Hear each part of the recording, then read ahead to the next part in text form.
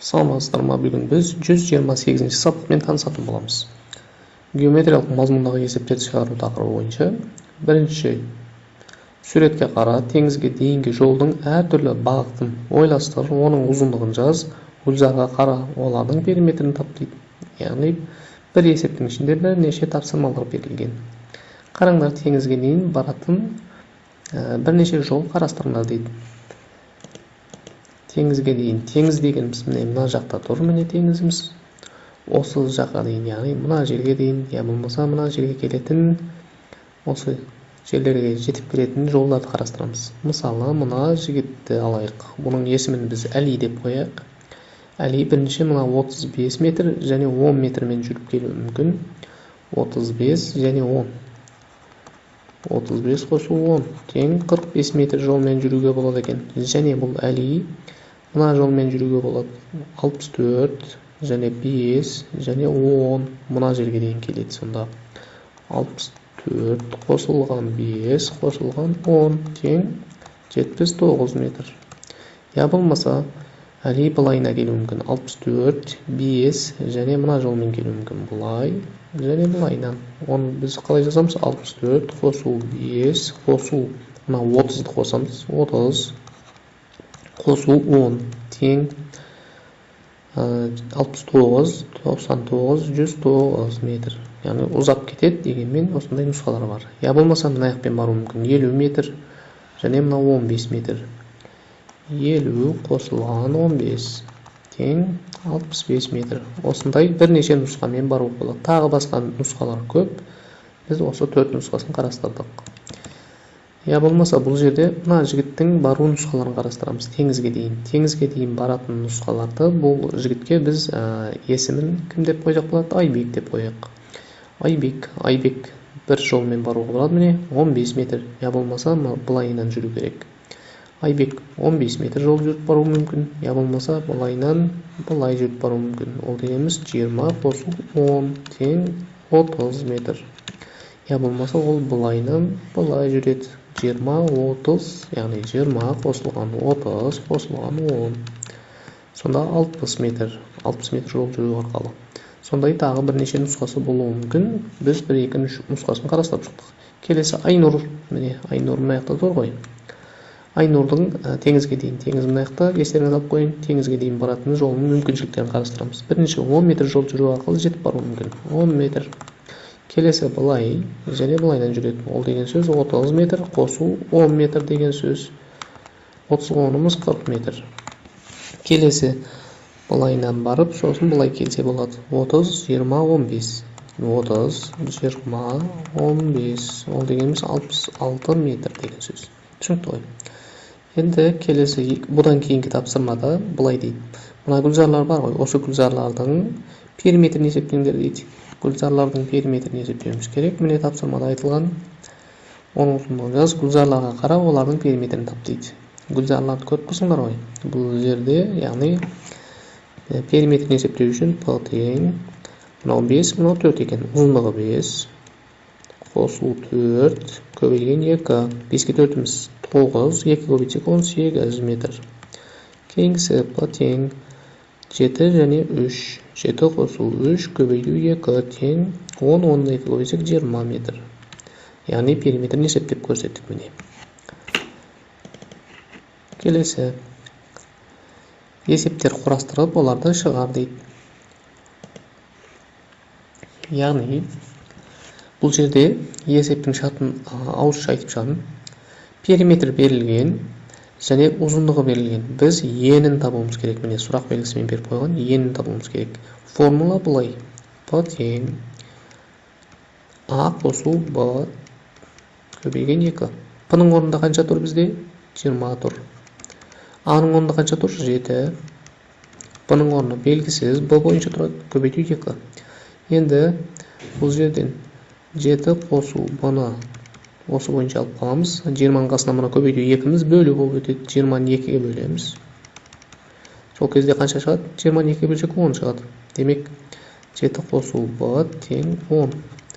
Енді Б-ны табу үшін 10-нан азайтамыз 7-ні. Б тең 3. Яғни мына жерде жер 3 см екен.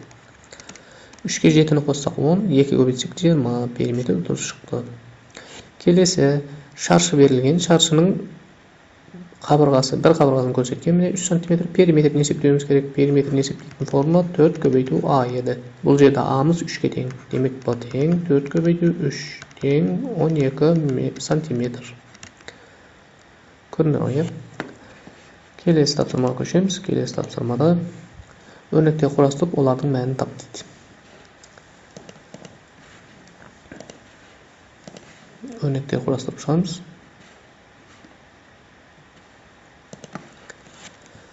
Яғни 3-те көбейтеміз мына сандарға. Міне, осы берілген сандарды 3-ке көбейтіп шығамыз. 7-ні 3-ке көбейтеміз. 7 көбейту 3 тең 21. 6-ны 3-ке көбейтеміз. 18. 8-ді 3-ке көбейтеміз. 24. 5-ді 3-ке көбейтеміз. 15. 9-ды 3-ке көбейтеміз. 27. 4-ді 3-ке көбейтеміз. 12. Көбейтуді, яғни көбейту кестесін жаттап жатсыңдар ғой. 2-ге 3-ке сол бойынша, яғни осындай мән шығатынын білесіңдер. Келесі мына берілген сандарды 3-ке бөлеміз. Яғни мына жақта орындалған есептің кері есептері бұл.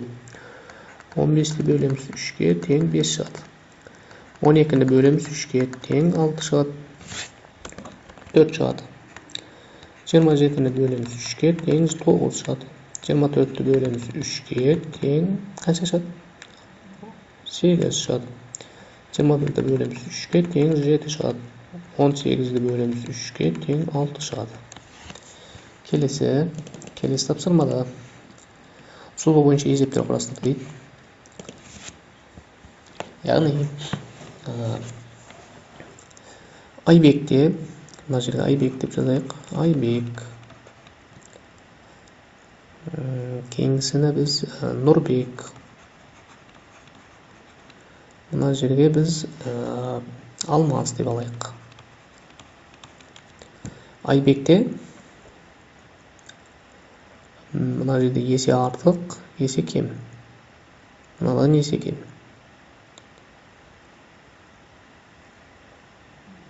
2 есе кем, 3 есе артық деп алайық та.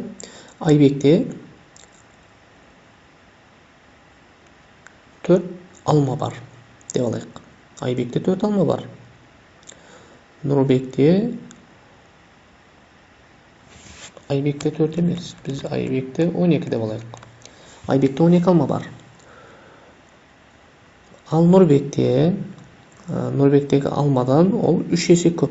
Яғни Айбектікі Нұрбектікінден 3 есе артық деп тұр. 3 есе артық кімнен? Айбектен. Айбек Нұрбектен 3 есе артық. Демек 12-ні бөлеміз 3-ке. Бұл жерде 3 есе артық, бірақ кері есеп құрастырамыз. Бұл жерде 12-ні 3-ке бөлеміз. Сол кезде Нұрбектік шығады. 12-ні 3-ке бөлсек 4 шығады. Демек Нұрбекте 4 алма бар. Айбекте 12 алма бар, Нұрбекте 4 алма бар. Бұл деген сөз кімнен 3 есе Нұрбектен 3 есе артық кімдікі? Айбектікі. Я болмаса кері есеп құрастыруға болады. Айбектікін 4 деп, Нұрбектікін 12 деп қарастырсақ болады.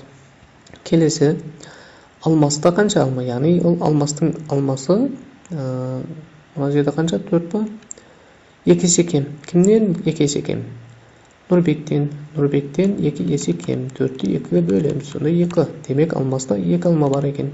Ол Нұрбектен 2 кем. Я болмаса орнына өзгертуге болады. Алмаста 4 алма болады.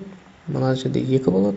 Ал мынау одан 3 есе артық болса, демек 6 болады. Сонда есептер құрастырамыз. Бір нұсқасын көрсеттім. Басқаларын осы тәсілмен орындайсыңдар. Келесі есеп тиісті орынға жақшаларды қой дейді. Яғни мына берілген есептің мәні дұрыс шығатындай жақшаларды қойып шығуымыз керек.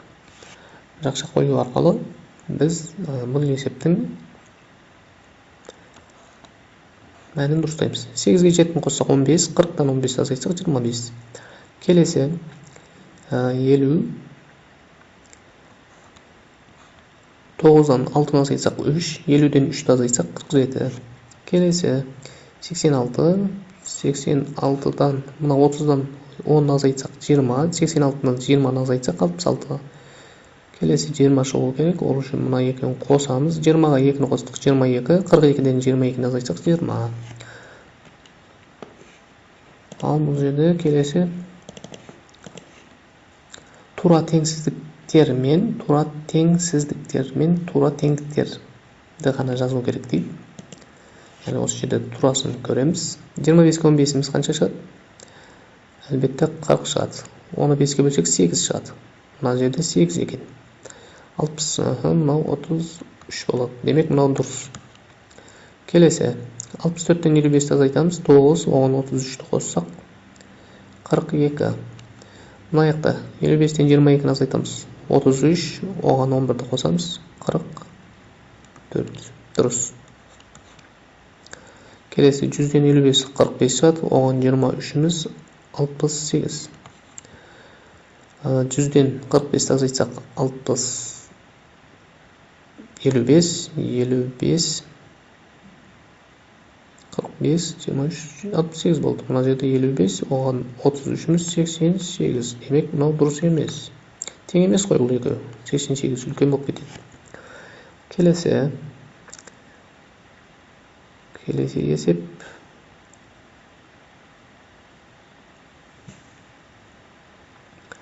Жиырма 5-ке 62-ні қостық 87. Мына жерде 87. Мына 25-ке 77-ні қоссақ 90, 102 шығады. Демек, бұл қате. Мына үлкен болу керек. 45-тен 34-ті азайтамыз. 11. 45-тен 45-ті азайтамыз. 0. Бұл дұрыс. Яғни 11-іміз 0-ден үлкен. 45-ке 15-ті қосамыз. 60. 25-ке 35-ті қосамыз. 60. Дұрыс. Демек, мыналарды жазамыз. Мынаны жазамыз. Және мына төртеуін жазасыңдар. Осы дұрыс деген сөз.